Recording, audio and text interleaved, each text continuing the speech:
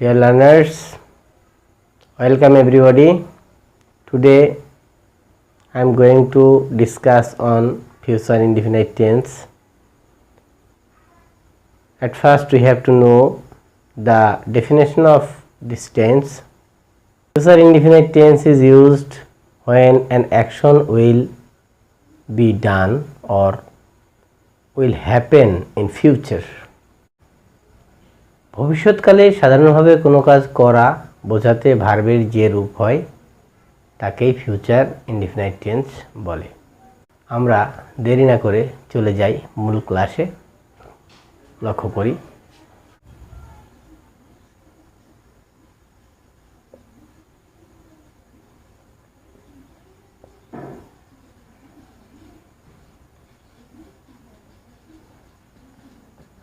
Future indefinite tense. প্রিয় শিক্ষার্থীরা, আমরা জানি যে ভার্বের প্রেজেন্ট ফর্ম দিয়ে দুটি টেন্স হয়। ভার্বের প্রেজেন্ট ফর্ম দিয়ে দুটি টেন্স হয়, একটা হচ্ছে প্রেজেন্ট ইনডিফিনাইট টেন্স আর একটা হচ্ছে ফিউচার ইনডিফিনাইট টেন্স। তা আমরা এখন ফিউচার ইনডিফিনাইট টেন্সের স্ট্রাকচারটা দেখে নেব। স্ট্রাকচারটা হচ্ছে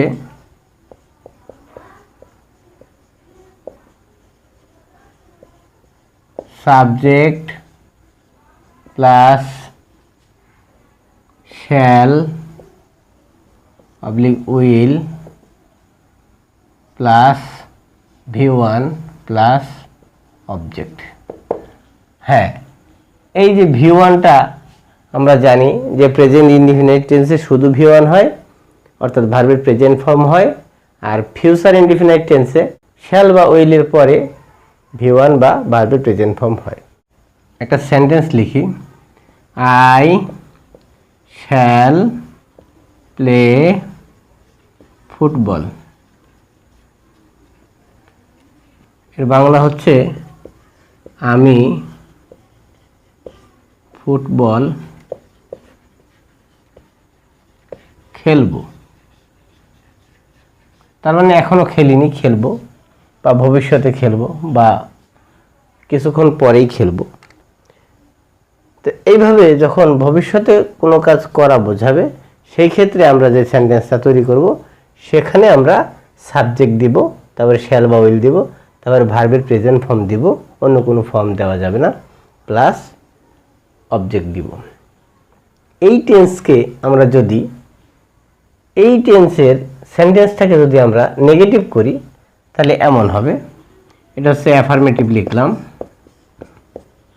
এটা নেগেটিভ যদি করি I shall not play football. I shall not play football, তার মানে হচ্ছে আমি ফুটবল খেলবো না, খেলবো না। এটাকে যদি আমরা ইন্টারোগেটিভ করি, ইন্টারোগেটিভ যদি করি আমি কি ফুটবল খেলবো, অর্থাৎ শ্যাল আই প্লে ফুটবল।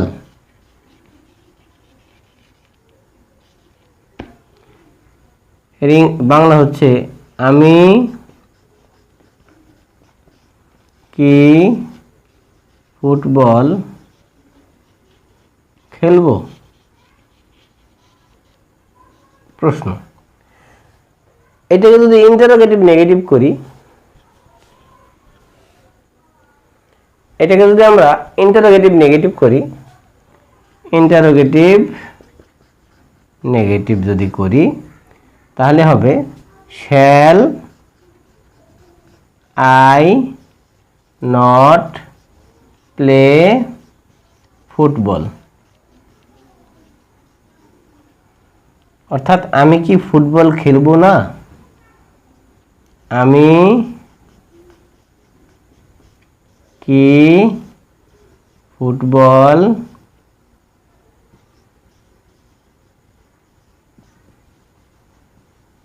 খেলবো না? এইভাবে আমরা ফিউচার ইনডিফিনাইট টেন্সে বাক্যগুলোকে ইংরেজি করতে পারি, যেখানে সাবজেক্ট এবং পার্সনের নাম্বার অনুসারে শ্যাল বা উইল ব্যবহার করা হয়। যদিও শ্যাল বা উইলের ব্যবহারের কোনো নির্দিষ্ট বাধ্যবাধকতা নাই, যে কোনো সাবজেক্টের সাথে শ্যাল বা উইল ব্যবহার করা যেতে পারে, এটা নিয়ে তেমন কোনো জটিলতা নাই। তো আমরা বেশিরভাগ ক্ষেত্রে ফার্স্ট পারসন সিঙ্গুলার এর পরে শ্যাল ব্যবহার করি, আর বেশিরভাগ ক্ষেত্রেই উইল ব্যবহার করি। প্রিয় শিক্ষার্থীরা, ফিউচার ইনডিফিনাইট টেন্সের বাংলা রূপ। ফিউচার ইনডিফিনাইট টেন্স আমরা বাংলায় কিভাবে বুঝবো যে এটা ফিউচার ইনডিফিনাইট টেন্স? তা আমরা সেরকমই কিছু বাক্য লিখব এখন, এবং সেগুলোকে ইংরেজিতে করার চেষ্টা করব, এবং বাংলায় আমরা বোঝার চেষ্টা করব এটা কিভাবে ফিউচার ইনডিফিনাইট টেন্স। বাংলা বাক্যে ক্রিয়ার শেষে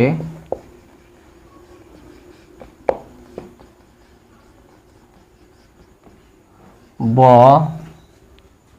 বে বা বেন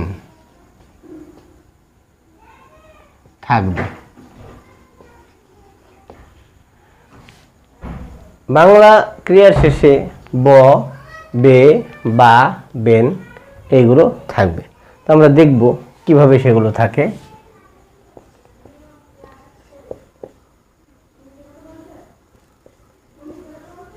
আমি স্কুলে যাব, এখানে ব থাকলো, আমি স্কুলে যাব, তাহলে ইংরেজি হবে I shall go to school.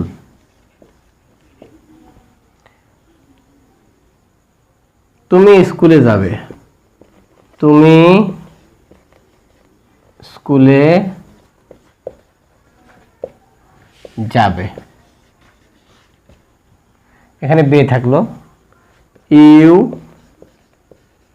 Will go to school.